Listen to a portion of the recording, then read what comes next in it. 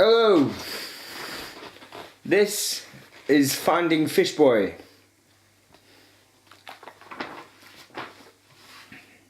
Dory and Nemo were rolling in and out and hiding from one another.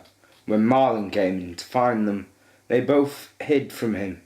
Nemo! Shh! He's coming, Dory whispered, under some sand. Marlin came from round the reef. Hey Dory, where are you?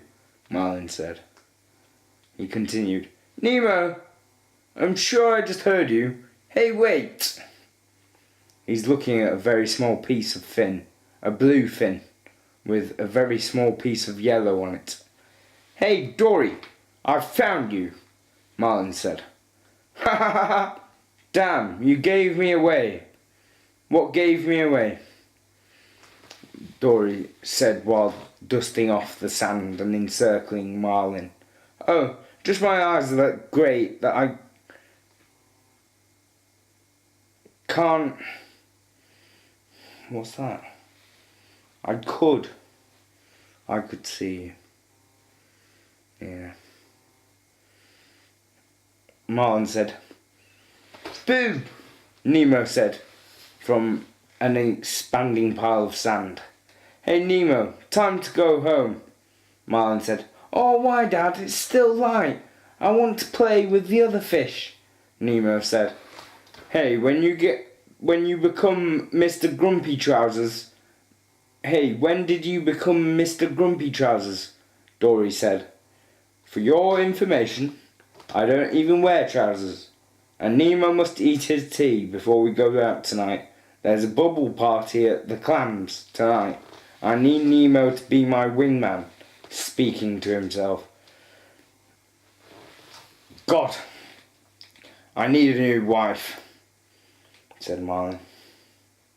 Dad, can Dory come? She doesn't want to ask, but she's really keen, Nemo asked. And Dory's eyes grew in size, and she span her fins and chimed in with, Oh, I can I, please? I'll be so good, I promise. Marlin swam to the front of them and said, Oh, no, Dory, not this time. Last time you scared a bunch of jellyfish into some kelp, and it took weeks for them to get out of there. Dory blushed and replied, Didn't mean to scare them, I just got dizzy from all the bubbles. I swam in front of them. It was their fault for their being there, Marlin. Come on, Dad, she won't do it again, Nemo said. No, now, come home before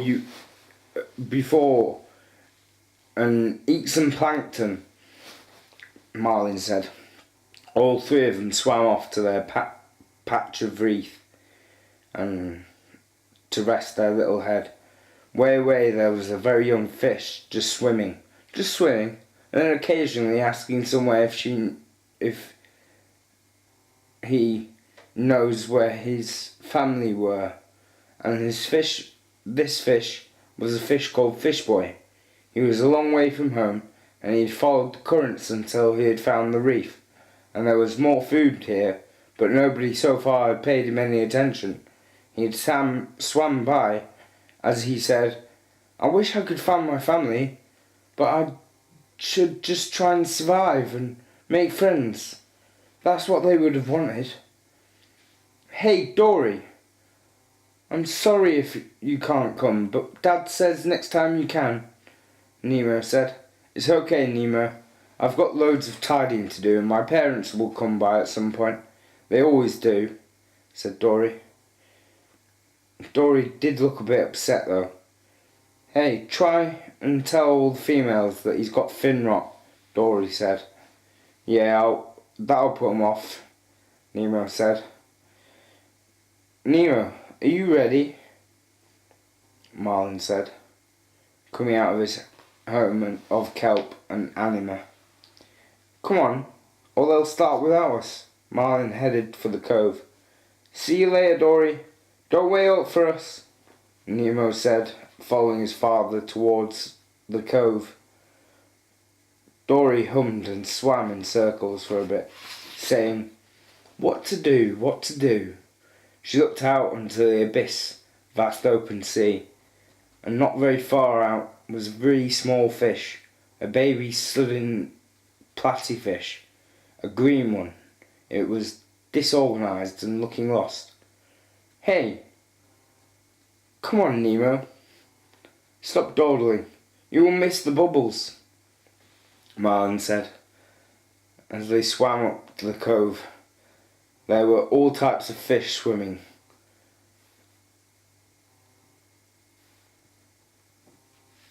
The same way. Nemo swam closer. "Dad, do you think Dory will be okay?" Nemo said, and rolled his eyes and ushered Nemo onto the rock pool where there was a gathering of a few faces. Peach, Hank, Gurgle and Bubbles all were gathered, and they took their places. Marlin said, "Dory will be fine. I'm sure she's already making friends with the vagrant crab or something." Nemo turned to Hank and said, "Dory's not here because Dad told her she couldn't come." Hank gave Marlin the eye, and he said, "What? And she listened? You're lucky to be alive, Marlin," Hank said. The show started and bubbles were everywhere. Fish were dancing, and Nemo relaxed and had a boogie with Gurgles and Bubbles, who swam everywhere. Peach then said to Bubbles, "Why, Bubbles, did your parents call you Bubbles?" "I'm sure you've asked me that before, Peach, somewhere out there," Bubbles said, and then replied to her question. "When I was born, where I was born, there was a lot of bubbles over the volcanic vent. I believe they called me Bubbles because when I was young I blew bubbles all the time." "Oh, which one? Which reason, I mean?" Hank said. "I don't know. They're very both different answers. Your parents aren't the smartest, if you ask me." Peach said to Bubbles. They all relaxed and watched the display until it was over. Nemo turned to his father and just the final bubble was blown out, and the clamshells said, "Dad, Dory should have been here." "Maybe you're right, Nemo. I'll say that maybe. I was wrong to exclude her," Marlin said. They headed for the coral reef. "Bye, guys. See you tomorrow. Say hi to Dory. We missed her not being here," Hank said. End of episode 1.